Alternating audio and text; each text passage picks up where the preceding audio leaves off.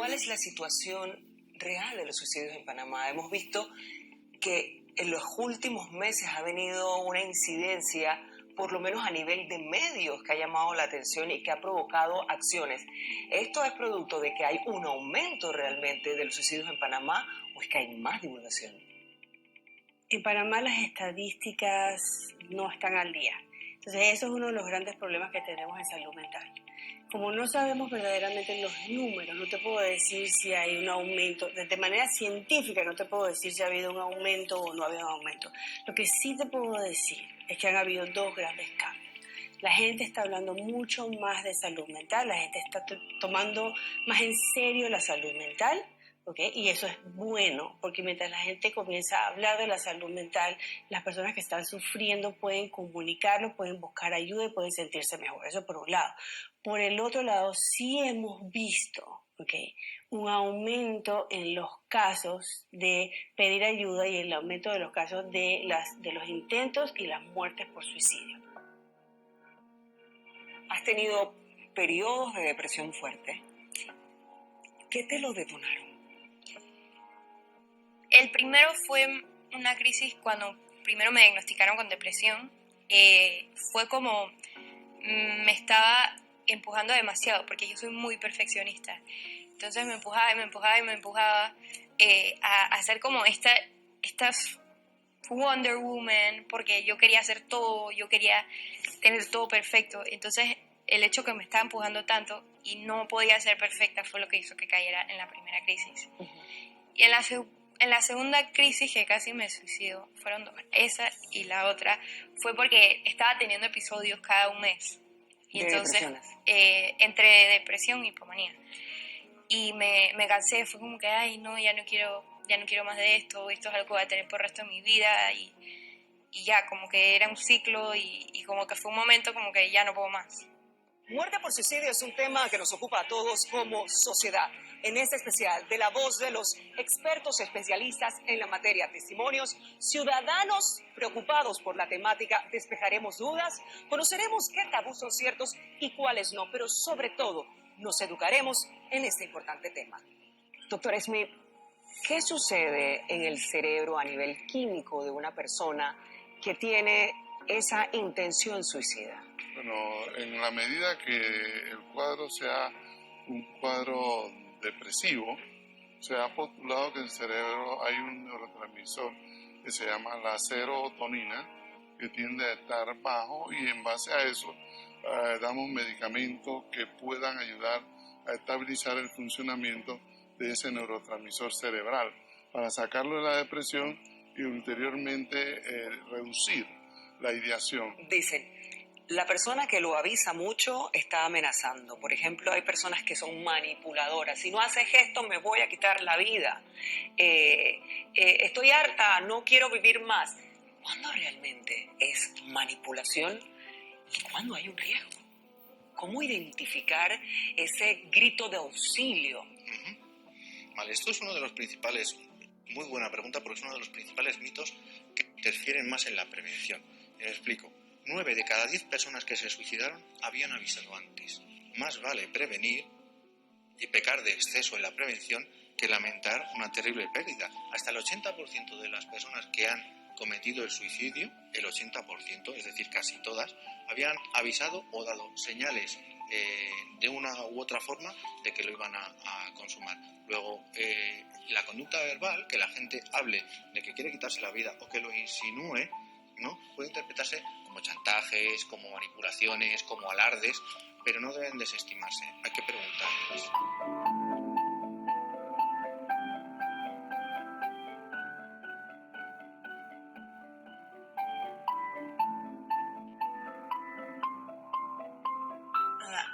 ¿Cómo marcó la vida de tu familia una enfermedad mental? Bueno, Genia, realmente ha sido parte de toda la vida desde que yo recuerdo. Yo le llevaba casi 7 años a mi hermano, Antonio Amado Cochés. Él estuvo en un centro de rehabilitación por adicción, fue depresivo, y entonces a los 24 años le diagnostican bipolaridad. Así que nuestra familia ha sido parte de lo que hemos vivido nos ha tocado estudiar mucho, estar muy guiados de profesionales, así que ha sido parte de nuestra vida, luego ayudando a las personas. Desafortunadamente, hace 11 años, Toñito muere por suicidio, tenía 29 años y desde entonces dando apoyo a otras personas que sufren padecimientos mentales, adicciones, etc. Se estima que para el año 2020 la muerte por suicidio será el diagnóstico número 1. Hoy día la tecnología nos aleja de las personas. Somos más capaces y eficaces para resolver problemas profesionales, mas no los emocionales. Estamos dejando de lado el escucharnos. Tú como una persona activa en las redes sociales, estamos hablando de un tema que debe preocuparnos a todos los panameños como sociedad.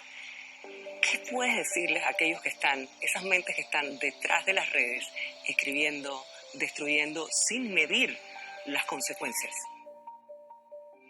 Mira, eso es, justamente esas mentes deben estar podridas porque no están buscando nada bueno, no están sacando nada bueno, ni de la sociedad, ni de los jóvenes. Lo que están, lo que debería de tratar de ser más positivo. El mundo necesita mensajes positivos. O sea, la salida es el mensaje positivo. Entonces, toda esa gente que se esconde detrás de una cuenta para hacer daño, oye, esa misma energía utilícenla de forma positiva, ¿no? El reto es movernos hacia otro nivel para poder construir innovación.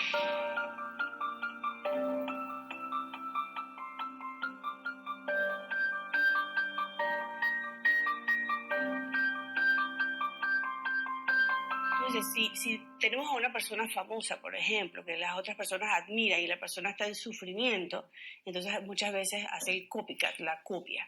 Lo que sí es importante mandar esta información es que no es que las personas que no están sufriendo o no lo están pensando, cuando oyen sobre el tema, entonces se les da la idea. Hay que aclarar eso. Ya existe. Esto es un riesgo cuando la persona se está sintiendo mal y ya está pensando al respecto. Entonces, el contagio básicamente significa que ver y exponerse ante muchos detalles puede detonar el deseo suicida. Okay. No tanto como detonar el deseo, ¿okay? Es como que alimentar el plan. Hay quienes dicen que es un acto de cobardía y otros que es un acto de valentía. ¿Qué es? Ninguna de las dos cosas. Se trata de otra cosa completamente distinta. No tiene que ver ni con la cobardía ni con la valentía. A ver, equipararlo con rasgos estables de la personalidad, cualidades estables de las personas, es un error. Una persona que comete un suicidio es alguien que sufre mucho y que no encuentra otra alternativa. Que se encuentra en una situación en la que bien valora que tiene que seguir sufriendo o quitarse la vida. Entonces, no se trata de personas cobardes. Perdón, no se trata de personas cobardes o valientes, y quiero desarrollar esto un poco más. A ver, los psicólogos no medimos la valentía de las personas por el número que uno atenta contra su vida o se la respeta a sí mismo. Lógico, ¿no? Y atribuir el suicidio a un rasgo deseable e incluso imitable por parte de los demás, como es la valentía, es un error que lejos de prevenir el suicidio, pues vete tú a saber si puede llegar a contagiarlo, ¿no? No es ni de cobardes ni de valientes, es de personas que sufren y que no encuentran otra alternativa.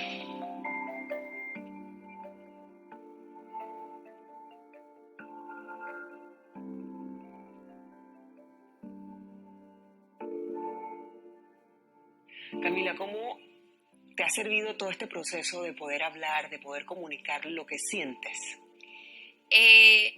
Me ha servido mucho saber que hay personas como yo escuchándome y dándose cuenta que no están solos y que somos un montón y que es completamente normal sentirse así. ¿Cómo es ese proceso de cuando guardabas ese silencio y que salió esa fuerza y esa voluntad de querer compartir, contar y abrirte? Al principio tenía miedo de lo que la gente pensara, pero después llegó un punto donde dije, si yo no lo hago, ¿quién lo va a hacer? Como que ya alguien tiene que hacer algo al respecto. Entonces fue como que, voy a contar mi historia. Y fue como quitarme un peso de encima, como si me hubiera quitado una maleta llena de piedras de encima. Fue como que por fin ya puedo dejar de mentir, que me sentía mal emocionalmente, pero decía que me dolía la cabeza. ¿Cuáles son los mitos que hay detrás del suicidio. Hay quienes dicen, bueno, es que si lo anuncia mucho, es que no lo va a hacer, porque es un arma de manipulación. ¿Cuál es la realidad? Hay muchos mitos. Uno de los grandes mitos es esto, ¿no? La gente lo habla solamente para llamar la atención y cuando las personas que lo escuchan se ponen bravas y dicen, no, que lo que está haciendo es manipularme. Lo primero que yo le digo a las personas es que si una persona, okay, utiliza su vida para manipular a otra persona, esa persona necesita ayuda. ¿Okay? Entonces ya, primero de todo no sabe cómo manejar las relaciones, no sabe cómo solucionar los problemas, no sabe cómo pedir ayuda. Entonces esa persona requiere de ayuda. Eso es por un lado. Lo otro es que sabemos que nosotros podemos prevenir, okay, la conducta suicida, pero nosotros no podemos predecirla. Si una persona que habla no me deja saber a mí, por ejemplo, su plan o no me deja saber a mí cuándo lo va a hacer, yo no lo puedo predecir. Entonces, verdaderamente, la idea es que la persona que habla puede que lo haga, puede como no lo haga. La persona que se queda callada puede que lo haga. No, la idea es que los que estamos alrededor pongamos atención a los factores de riesgo. La experiencia de la Cruz Blanca en torno a esos pacientes que están en ese consumo de drogas con ese pensamiento suicida. Sí, cómo no. Tenemos que entender que el suicidio tiene muchos factores y entre esos factores entra precisamente el tema del consumo de las drogas. Y nuestros pacientes que están en una etapa de la enfermedad de la adicción, muchos de ellos vienen con algún tipo de pensamientos autolíticos o pensamientos suicidas debido a la desesperanza misma de sus experiencias emocionales. ¿Hay alguna incidencia que nos pueda ampliar ese panorama en torno droga, alcohol, suicidio? ¿Qué tipo de incidencia hay en droga y alcohol en querer atentar contra la vida? La incidencia puede estar alta. Lo único que cuando llega el intento no se registra como tal. Ahí hay una falla a la hora de hacer el historial o levantar las entrevistas, de que no se va a detectar que el intento estuvo un rastre también del consumo de alcohol. Hay un concepto, tal vez social, que es errado.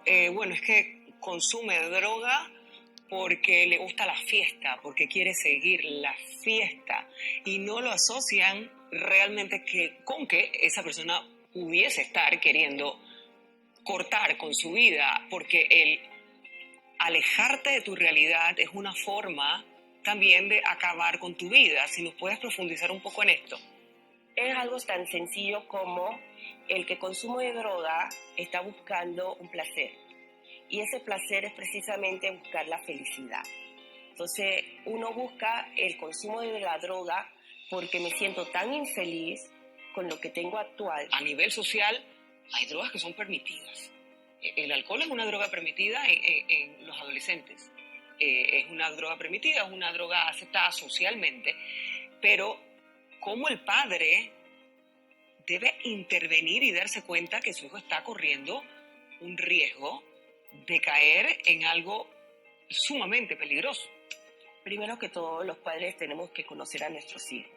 Cualquier cambio que se observe en el chico, que se aísle, que cambie de amistades, que no quiera salir con la familia, es un signo de alerta, donde uno tiene que saber que algo está pasando. Y a veces no es necesariamente llegar al punto de decir, bueno, es que está consumiendo drogas o alcohol en abuso, sino que algo emocional está viviendo nuestros hijos y son señales en silencio, ¿sí? Si un muchacho tiene un sentido de depresión, un sentido de vacío, también puede tener estos intentos autolíticos o intentos suicidas, donde ellos van a poder hacerse daño y en algún momento el intento no va a quedar en intento, va a quedar en una realidad.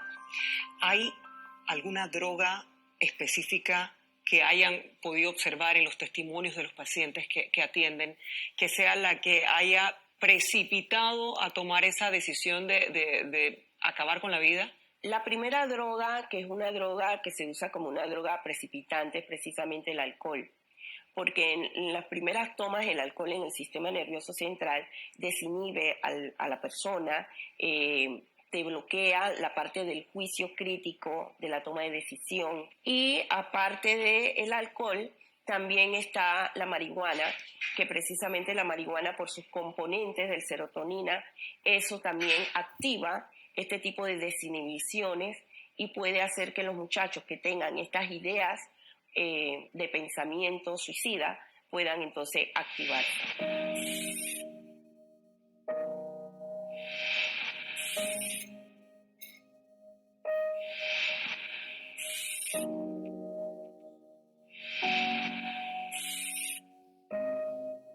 Cuando hay consumo de droga, enfermedad mental, ¿qué sucede? Eso le llamamos nosotros diagnóstico dual. Muchas veces y en ninguno de los casos el consumo de droga mejora la enfermedad mental, lo empeora.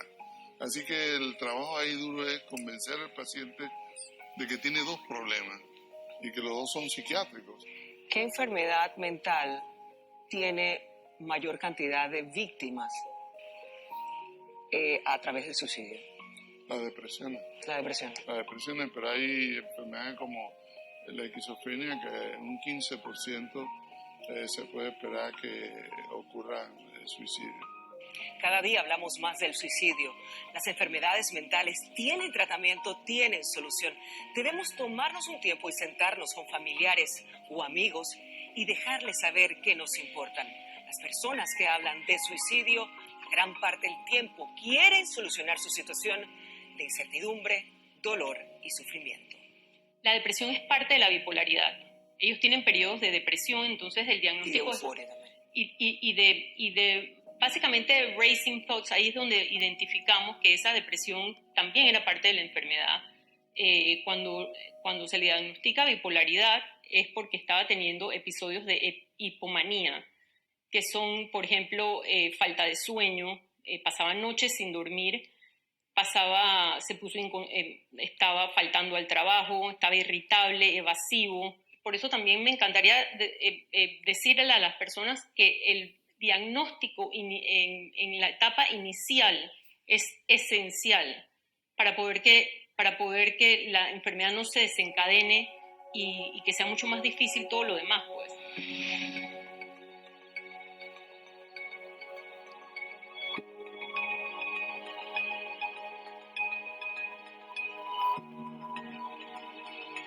Los factores de riesgo son todas esas características que tú y yo y toda la población tiene que los ponen en una mayor posibilidad de hacerse daño. Como yo te digo, sufrir de algún tipo de enfermedad de salud mental de manera prolongada.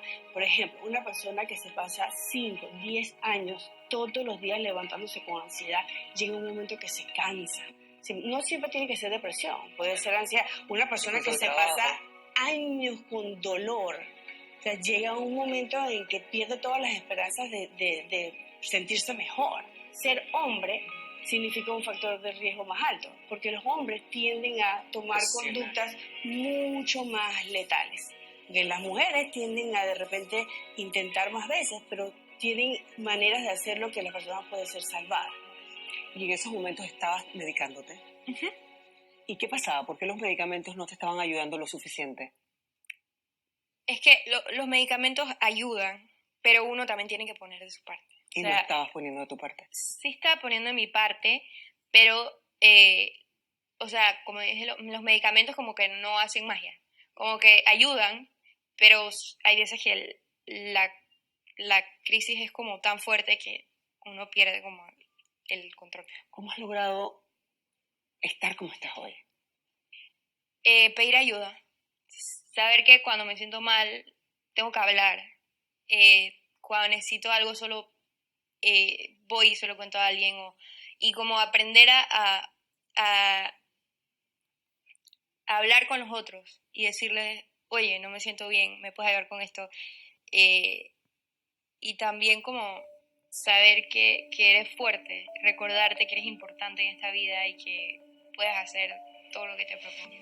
Algunos de los factores precipitantes más comunes de la muerte por suicidio en los adolescentes son desconocimiento, la no aceptación de la homosexualidad, la falta de sentido de pertenencia, todas las modalidades del bullying y hasta un entorno suicida en donde las familias se han dado casos ya de muerte por suicidio. Aprende que el método es eficaz para acabar con los problemas. Si yo hubiera, no hay despedida. Exactamente. El suicidio deja eso. No hay despedida. No hay una manera de decir adiós. Sin embargo, dentro del proceso que nosotros trabajamos con ese doliente, le ayudamos a elaborar una despedida, aunque esa persona pues ya. ¿Qué emociones surgen alrededor de los familiares y que son tal vez esa piedra que no les permite subir, permitir ir liberando un poco el dolor y abriéndose a que el mundo continúa, porque muchas veces las personas se quedan encerradas en el dolor y se olvidan que alrededor existen otras personas que también necesitan de él? ¿Cuáles son las más dañinas, las que más afectan, las que afectan nuevamente al resto de los miembros de la familia? Sin lugar a dudas, si tuviéramos que señalar, pues las que más apuntan en el suicidio, pudiéramos decir que la culpa, porque me siento culpable, que de alguna manera yo no pude evitar esta situación que se dio, la rabia, porque me has dejado sola o porque me he quedado sola. Esas son las emociones pues más marcadas. Sin embargo, tenemos que mencionar que dentro del proceso de duelo pues se van a dar alguna serie de emociones que es normal. ¿Por qué? Porque se afecta el cuerpo. El cuerpo habla de dolor. Una persona en duelo puede presentar dolores de cabeza, presión arterial, problemas en el estómago, es decir, todo el cuerpo diciendo me duele. Una persona en duelo también se le afecta la parte cognitiva, que son sus pensamientos. Otras personas pueden morir, yo puedo morir, puedo imitar eso que hizo ese ser amado que se quitó la vida. Se afecta la parte emocional, porque yo estaba íntimamente ligado a esa persona que partió. Se afecta hasta la parte espiritual. ¿Está realmente el sistema de salud pública preparada para dar la atención inmediata o hay que esperar también meses para poder obtener una cita de atención psiquiátrica? Mira, sin ser ninguna autoridad de salud, te puedo decir, sí está preparada. Y eso es una especie de axioma. Todos los centros de salud, todas las clínicas y policlínicas, cuando alguien habla de intento de suicidio, todo el mundo monta alerta y atienden a esa persona prioritariamente y no se le da este tiempo largo de cita, salvo, como te señalaba, que el paciente rehúse y tiene que firmar relevo de responsabilidad, porque eso para nosotros es axiomático, se hace, no se discute. A nivel nacional, ¿está el país preparado para poder entrar en ese momento de crisis? Claro, yo te lo digo, la mayoría, la totalidad de los psiquiatras panameños que trabajan en el área estamos preparados. Créeme, en la provincia que tú digas, salvo Darién, y ya va a haber psiquiatras en Darién dentro de algún par de años, ya propiamente con todo el equipo, pero le queda Chepo, o sea, siempre hay respuesta, créeme. O sea, ¿a dónde debe ir una persona que siente que su familiar está pasando por este momento, que ha tenido un intento? ¿Tiene que ir a la Caja de Seguro Social, a un centro de salud? ¿A dónde? Bueno, tiene que ir a un cuarto de urgencia. Si tiene la certeza, el cuarto de urgencia lo recibe, pero diga claro, hay un intento, hay una ideación suicida. Dicen, algunos estudios señalan que si es como si fuese un gusanito, que cuando entró por primera vez se te va a quedar dando vueltas en tu sistema y que en algún momento vuelve a aparecer. ¿Es esto cierto o es parte de los tabús que hay en torno a Efectivamente, es otro de los mitos más extendidos, ¿no? Que alguien que ha cometido un gesto suicida a lo largo de su vida siempre va a ser una persona en riesgo suicida. No, esto no es así. Sí es verdad que, por ejemplo, después de un internamiento psiquiátrico por un intento autolítico, por hacerse daño, hay momentos de especial riesgo, como la primera semana tras el alta hospitalaria, el primer mes y a los 6 meses. Existe cierto riesgo de repetición, pero no porque alguien haya atentado contra su vida o haya hecho un gesto suicida, tiene que serlo el resto de su vida. Hay personas que viven durante mucho tiempo y fallecen, afortunadamente, por otras causas naturales, por supuesto. Si pudieses narrarnos algún testimonio que recuerdes de alguno de los pacientes que haya tenido un intento y haya fallado, si nos puedes relatar lo que él te narró a ti o ella te narró a ti, en esos días previos al intentar cometer el acto, el momento en que lo comete, qué estaba sucediendo y qué la impulsó o lo impulsó, y después cuál es el sentimiento.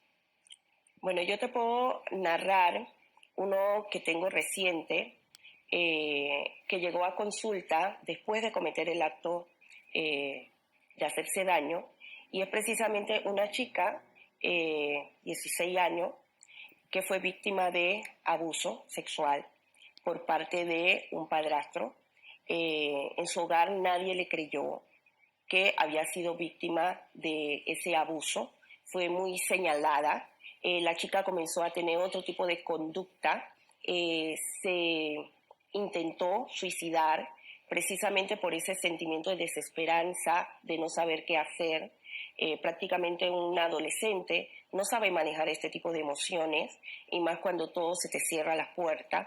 En ese intento, ella llega al hospital, también porque tenía abuso de alcohol, y la refieren posteriormente a nuestra institución, conjuntamente con el psiquiatra del centro de salud, y dándole seguimiento nosotros en Cruz Blanca, donde le estamos dando el seguimiento por consumo de drogas, porque no solo ya estaba consumiendo alcohol, sino que también ya estaba evadiendo las responsabilidades académicas y estaba consumiendo marihuana, con este sentimiento de buscar el sentirse mejor.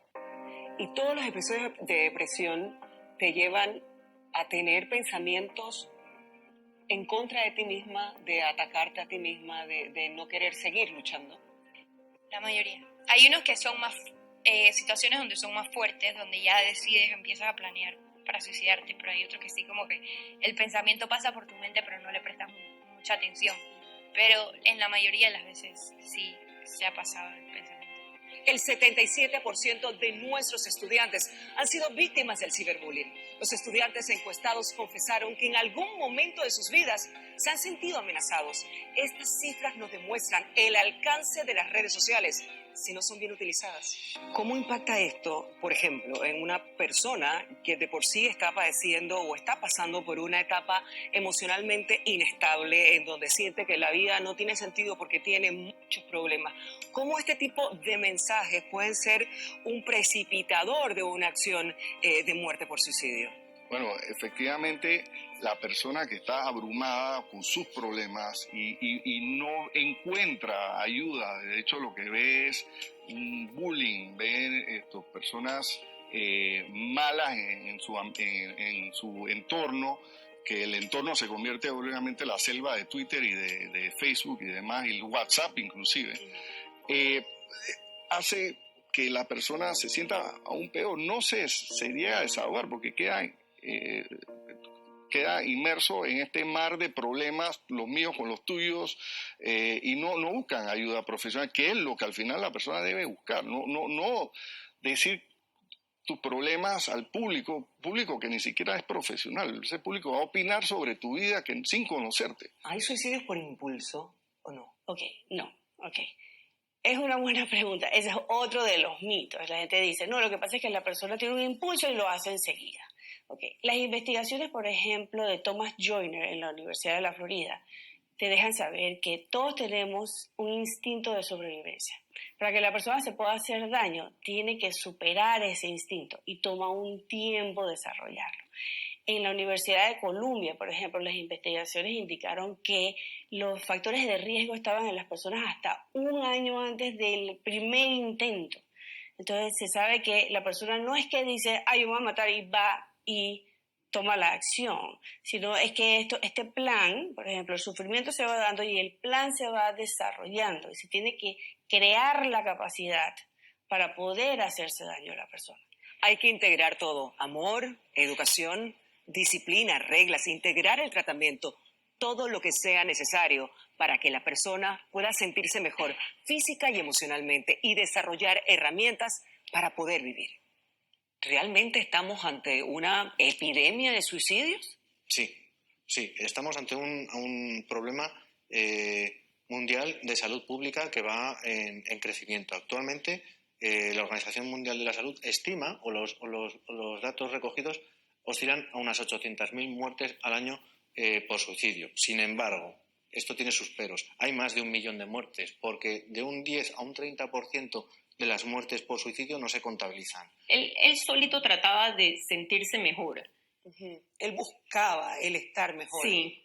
Él de repente llegaba a mi casa y se la pasaba con mis hijos y buscaba momentos de sentirse mejor. Y eran momentitos, en efecto. Desde la noche anterior se nos escapó, pues, pero no nos dimos cuenta porque nos íbamos a ver, era sábado al mediodía. Así que si el viernes de la noche no habíamos hablado con él, no era algo tan irregular. Y bueno, y el sábado al mediodía nos avisan que Toñito había fallecido, se había pegado un tiro. Sí, fue realmente traumático y todo lo que te pueda contar, yo tenía 6 meses en cinta, todo lo que te pueda contar es muy, muy triste. Probablemente no exista esa fórmula mágica que pueda sacarlo, pero sí están las herramientas y no necesariamente la persona debe creer que si está pasando por este momento debe quedarse en el fondo el resto de su vida sufriendo esta pérdida irreparable. Claro que no. El suicidio es de alguna manera una medida, pudiéramos decir, definitiva para una situación que es temporal. Entonces sí existe la esperanza en la medida en que esa persona pues se dé la oportunidad de elaborar su duelo en forma adecuada. No es fácil, es todo un proceso, pero definitivamente hay esperanzas para salir adelante.